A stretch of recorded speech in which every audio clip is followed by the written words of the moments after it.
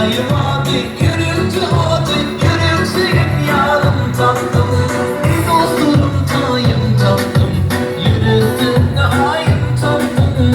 Hatayı vardı, gürültü vardı, gürültüyüm yarım tatlım.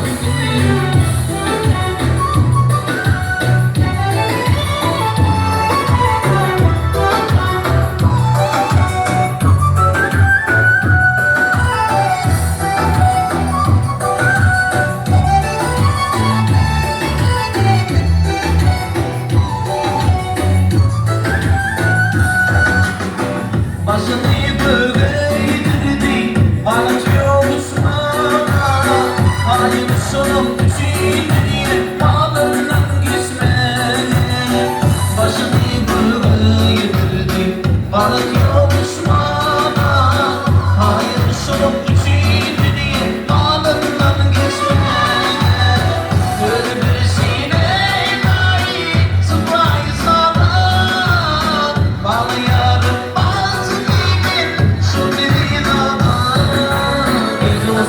tayım tatlım, yürüsün ayım tatlım.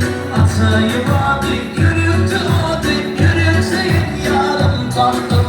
Ey dostum tayım tatlım, yürüsün ayım tatlım. Hatayı vardı.